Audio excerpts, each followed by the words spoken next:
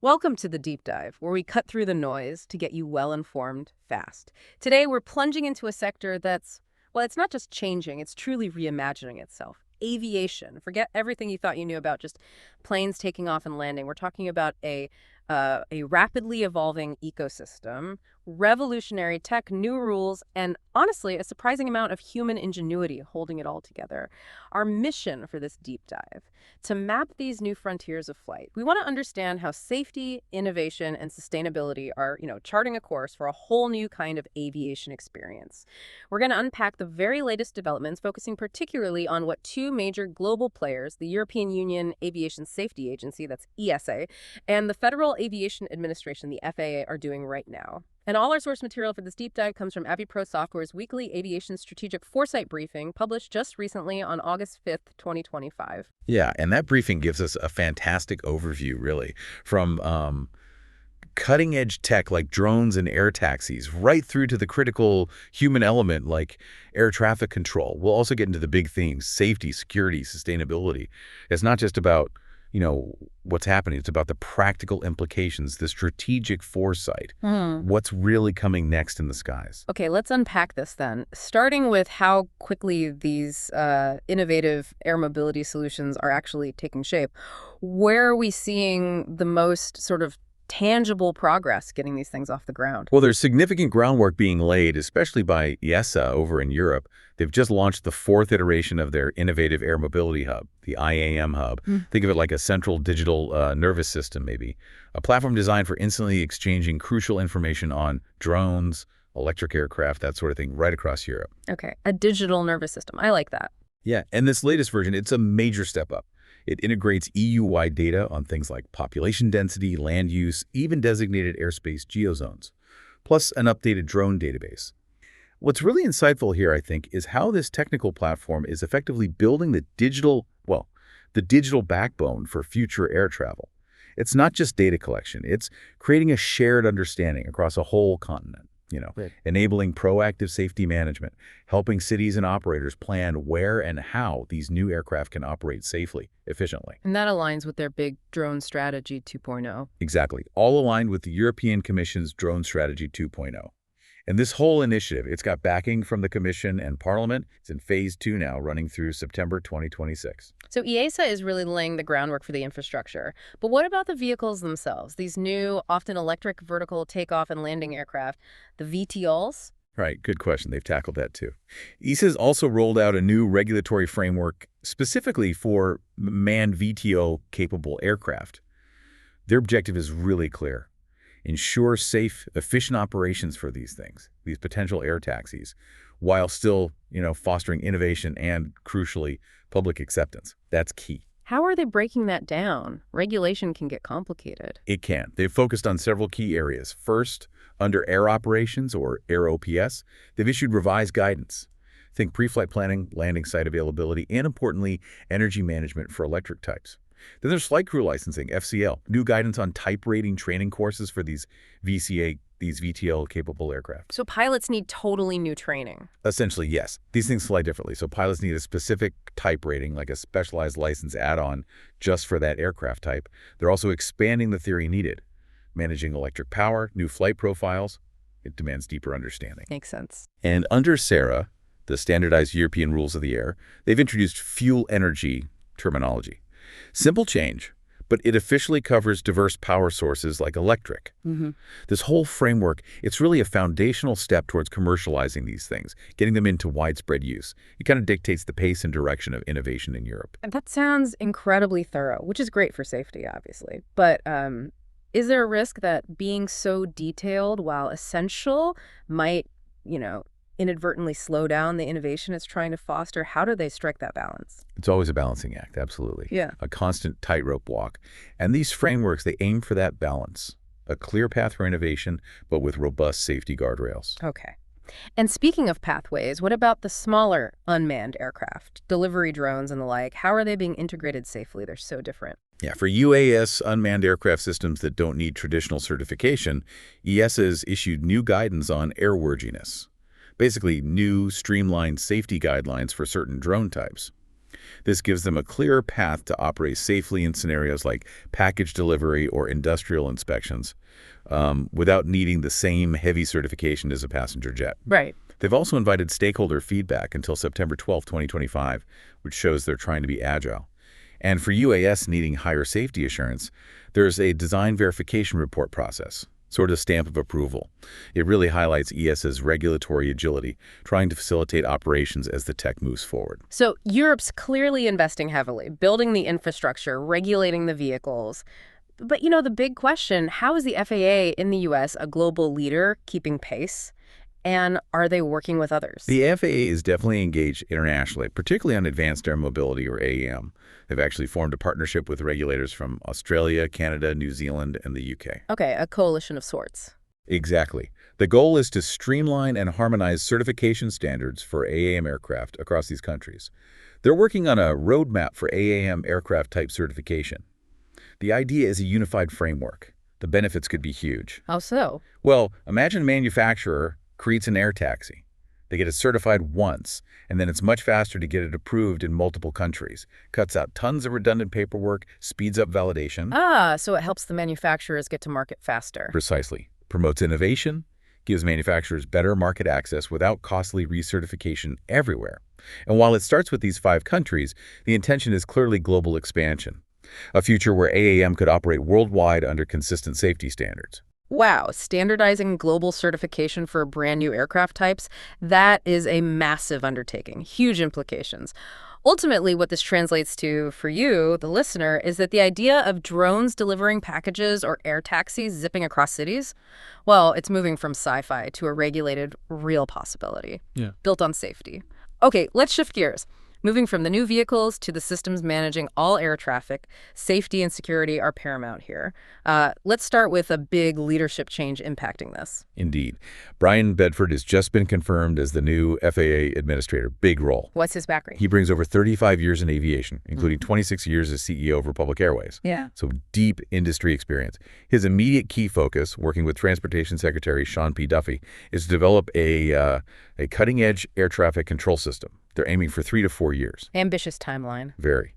And as a first step, Bedford plans to visit FAA facilities nationwide, engage directly with employees, try to build trust. That's crucial for any big system overhaul. A new leader for a critical system.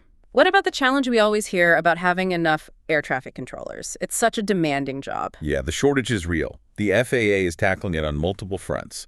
They've enhanced the Air Traffic Collegiate Training Initiative, the ATCTI program. Middle Georgia State University is the first in Georgia to join, which expands the training pipeline significantly. And students from these programs, they can now bypass the Introductory Air Traffic Basics course at the FAA Academy. So faster track into training. Potentially, yes. And they're offering financial incentives, too. Bonuses for hitting training milestones and for taking jobs in hard-to-staff locations. Smart way to target the need. Plus, there is a brand new initiative, the Control Tower Operator Partnership, or CTOP. Okay, what's that? It integrates graduates from FAA-approved schools directly into Federal Contract Towers, FCTs. There are 265 of those nationwide, mostly in smaller airports. They follow the same curriculum as the FAA Academy, get real on-the-job training. And here's the kicker. FCT controllers with just 1 year of experience can qualify for direct hiring into the bigger FAA facilities. Creating another pathway into the main system. Exactly. And all this complements a recent hiring push that also saw starting salaries jump by 30%, trying to make the career more attractive overall. That sounds like a really comprehensive approach, getting more skilled people in the pipeline. But while we train new people, what about the technology governing air traffic? How's that evolving, especially with all these new types of aircraft coming? Well, over in Europe, CSAR, that's the Single European Sky ATM research program, they've put out a call for high-priority applied research. It's all about shaping the future regulatory framework for the digital European sky. It aligns with the Aviation Authority's research agenda for 2025, focusing on critical themes. Like what? Like balancing human operators versus automation. How do you best integrate AI and machine learning into air traffic control? That's a huge one. They're also refining Europe's airspace classification for better safety and efficiency, developing frameworks to certify totally novel air traffic management systems.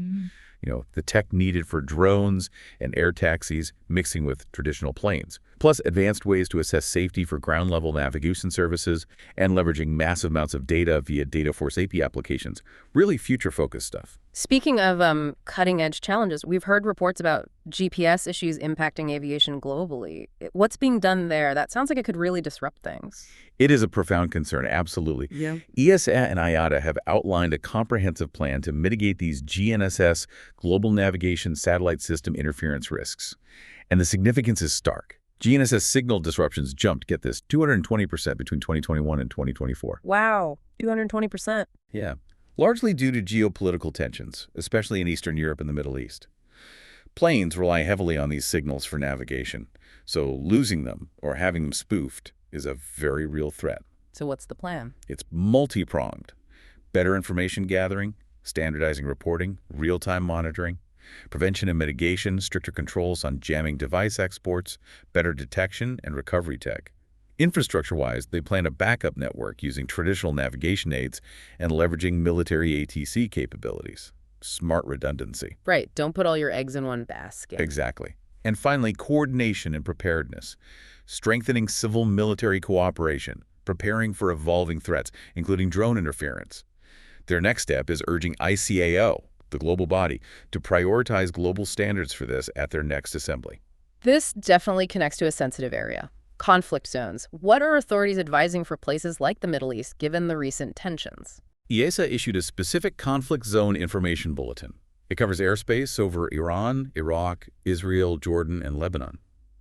The context is the recent military actions there, Israeli airstrikes, Iranian responses, which have heightened tensions significantly.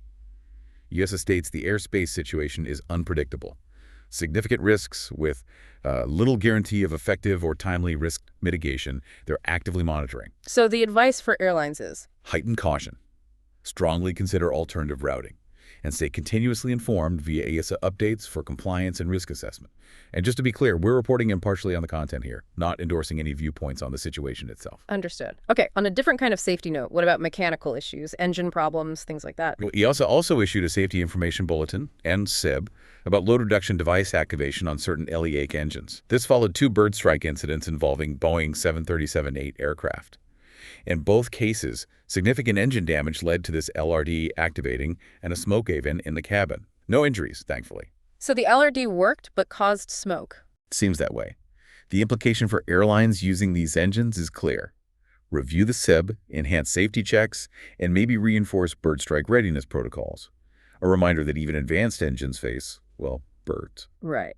And finally, in our increasingly digital world, cybersecurity, how's aviation handling that? So much critical infrastructure is online now. It's a huge focus. EASA is being proactive with a call for expression of interest. They want to directly accredit qualified entities in information security for aviation. The goal is to boost EASA's own capabilities by bringing in specialized external organizations. They plan to accredit maybe 3 to 5 orgs.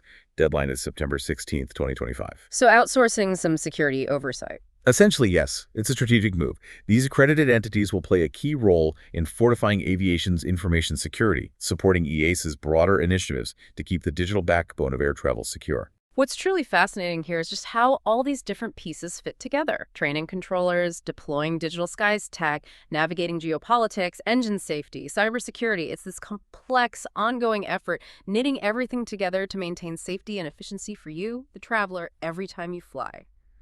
Beyond safety, though, what are the big trends around sustainability and maybe making aviation more accessible for everyday enthusiasts? Well, on the sustainability front, EASA and Eurocontrol just reinforced their partnership.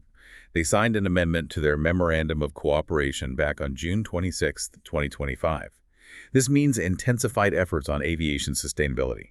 Things like developing tools to assess and model environmental impacts better and figuring out how to integrate new entrance drones, AAM, into the network sustainably. The amendment also boosts civil-military cooperation, better alignment, shared resources for more cohesive airspace management. That makes the whole system more efficient and ultimately greener. How does that actually translate into changes for travelers? Can we expect to see the impact soon, maybe when we book a flight? We're already starting to see it. The European Commission has endorsed Air France-KLM's cooperation with EASA on the new EU flight emissions label the FEL. Oh, like nutritional labels, but for flight emissions. Kind of, yeah. It's a strategic partnership to implement a new EU regulation for more transparency on flight emissions for passengers. Air France-KLM is the first airline group piloting it. They're set up to assess their emissions data properly and test the digital FEL portal. This is a big step. It empowers you with clear emissions data when you book. It promotes accountability, aims to drive decarbonization, influences industry standards, and supports sustainable aviation fuels, SF. It's about giving you the info to make informed choices. That's really interesting. Okay, finally, let's talk about flying for fun. Recreational aviation. Are changes coming for private pilots, enthusiasts, making flying more accessible or exciting? Oh, absolutely. Big news here from the FAA. They've unveiled a major new rule called AOSAIC Modernization of Special Airworthiness Certification. Transportation Secretary Duffy announced it just last month, July 22nd, 2025, at Oshkosh, the big air show. The goal is basically to revitalize the recreational light sport aviation, or LSA sector, getting rid of outdated regulations that have held things back. How so? What's changing? Think of it like tearing down old walls for small personal aircraft. Key changes. They're eliminating old weight limits. That allows for more safety features, more design flexibility. They've expanded the categories of aircraft allowed under LSA rules, permitting higher speeds, more seats, even retractable landing gear. Wow, some more capable planes. Exactly. The rule also accommodates new tech modern propulsion, like electric or hybrid modern avionics. It broadens the use cases for LSAs too. Infrastructure inspections, photography, agricultural surveillance, new opportunities there. And critically, it expands sport pilot privileges. So those pilots can operate a wider range of these more capable aircraft. So it really opens things up. It does. Drives innovation, improves safety, genuinely makes aviation more accessible and exciting. It positions the U.S. as a leader in modernizing recreational flying. Some changes, like for pilots, kick in within 90 days. The aircraft certification changes take a year. That's incredibly exciting for anyone who dreams of flying. So what this means for you, the listener, is potentially cleaner flights in the future, thanks to things like the FEL. And for aspiring pilots, the skies are literally becoming more accessible, more modern than ever before, more advanced, safer options right at your fingertips. Now, while we often focus on the big breakthroughs, the exciting new tech, sometimes the most important lessons, well, they come from the details, especially compliance. It's often the unsung hero of safety. That's a crucial point, and a recent FAA action really highlights it. The FAA proposed an $88,108 penalty against Bridgewater State University in Massachusetts. Why? What happened? It was about non-compliance with record-keeping requirements. The rules mandated for FAA-approved pilot schools. The issues were pretty stark, apparently. For 9 students, the university failed to maintain comprehensive logs, things like course attendance, subjects covered, flight training details, test records, grades. The basics. And there was no evidence the assistant chief instructor completed an FAA-approved syllabus or attended a required refresher course. So foundational stuff missing. Exactly. Foundational. The university's talking with the FAA now. But the case really underscores just how vital strict adherence to regulatory standards is. Every piece of paper, every digital record, it matters. It highlights the need for organizations to constantly check their internal protocols and shows the very real financial and operational hit from noncompliance. Even in seemingly admin areas, it's fundamental to safety. That story really drives it home. Even with cutting-edge tech and ambitious programs, the basics, meticulous documentation, following the rules, they're absolutely non-negotiable. It's the invisible glue holding the whole safety system together. So as we wrap up this deep dive, it's just crystal clear that aviation is a sector in constant, really rapid evolution. From the intricate dance of international regulations making way for air taxes, to the critical work training the next generation of controllers, and that push for greener, more accessible skies. It's just incredibly dynamic.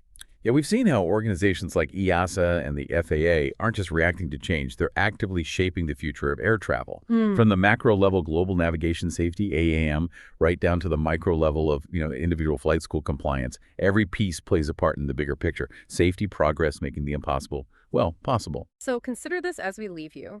In a world where air travel is getting more accessible, new technologies are emerging daily. What challenges and opportunities do you foresee in balancing this rapid innovation with maintaining the absolute highest safety standards? And maybe think about this too. As passengers, industry professionals, or just curious citizens, what responsibilities do we all share in making sure the skies stay safe and sustainable for everyone? Something to mull over.